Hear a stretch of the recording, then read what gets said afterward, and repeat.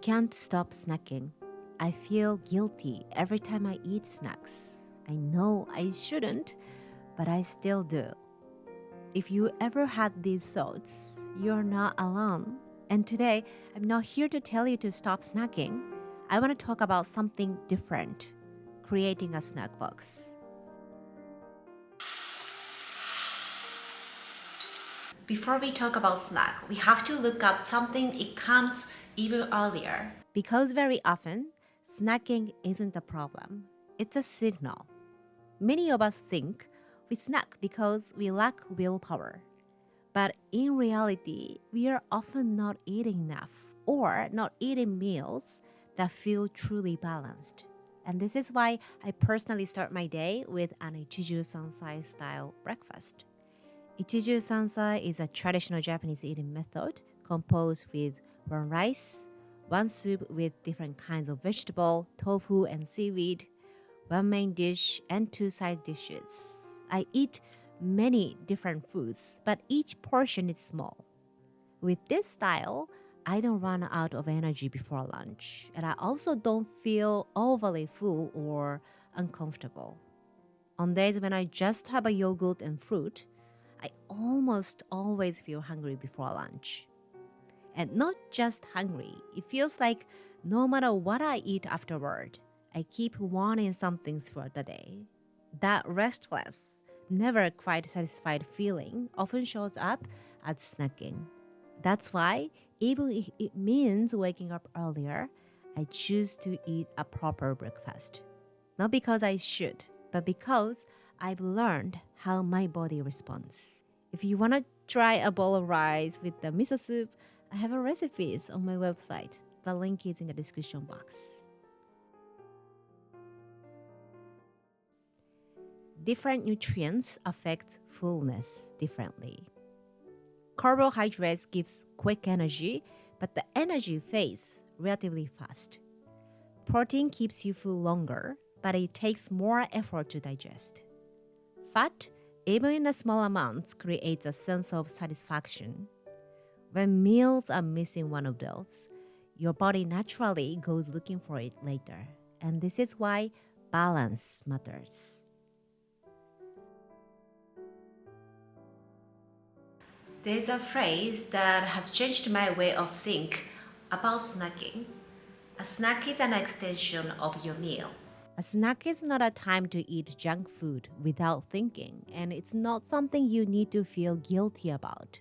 A snack is simply a way to support your body by filling in what your meal didn't fully provide.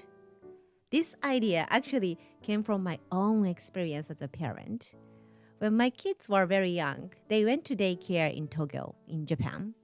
And at daycare, both lunch and snacks were planned and provided by a nutritionist. I once asked a nutritionist why snacks were treated with the same care as meals. And she explained that young kids can't digest and absorb large amounts of food at one time. So foods like sweet potatoes or small fish were offered as snacks, not as treats, but as supplemental nourishment. They were never empty or meaningless foods. And that conversation was a turning point for me. I realized this way of thinking doesn't stop with kids. It can apply to adults, us as well. And from that moment, my view of snacks are completely changed. Instead of seeing snacks as something to indulge in or something to restrict, I begin to see them as a way to care for myself. And I've seen the same shift happen with many of my clients. There's like ice cream shop that I love near my home, and I especially love to go there in summertime. And every time I go there, I choose not one flavor, I go for two flavors. In that moment, I don't think at all about whether ice cream is good or bad for my body. I simply choose what my heart is drawn to, and I enjoy it fully. And when my heart feels satisfied, the next day I naturally return to foods that help my body feel good and balanced. I don't punish myself. I don't restrict. I simply adjust. And this ability to adjust and the trust that I can do that is what I want you to gain through my coaching. 美味しいんだよ。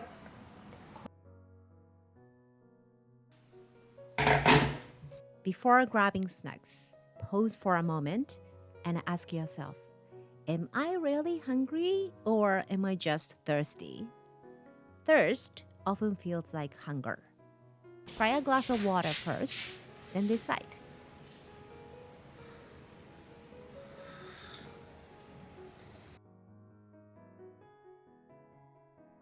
I don't believe in willpower-based eating. Instead of restricting, we replace. When we crave something sweet, we don't need to fight it. We can choose something that still feels satisfying and also supports your body. So my personal favorite is the roasted sweet potato and the yogurt with kinako powder and blueberry and amazake. Amazake is one of the fermented food in Japan. If you want to know more about the fermented food, I made a video about that. It's a separate video, so I'm gonna put the link in the description box too. I once worked with a client whose workplace was always filled with snacks. When people around her were eating, she found herself eating too. Before she realized it, she had no idea how many she had, and then came the guilt. So I suggested something simple. Why don't you create a snack box, like a bento box? You decide what goes into it ahead of time and enjoy slowly throughout the day. And after about 3 weeks, her urge to snack softened. And eventually, she realized she could regulate herself even without the snack box. And that's what I want for you. Not control, but confidence. So what spoke to you the most? Let me know in the comment section. And if you understand this concept but still feel like it's too hard to do it alone, maybe I can help you in my coaching. So feel free to book a call with me. The link is in the description box below. I stumble with word too many times, oh no. If this video helped you feel a little more positive about snacking, that would make my day. So thank you very much for watching and see you on the next one. Bye bye, mata ne. Okay, so this is nothing related to food or video topic, but I can't decide. I come here last summer, and ever since I've come to the Netherlands, I haven't gone to hair salon, so my hair got this long. So should I cut my hair or should I keep it long? I just can't decide. Let me know in the comment section. Thanks a lot for watching. Bye.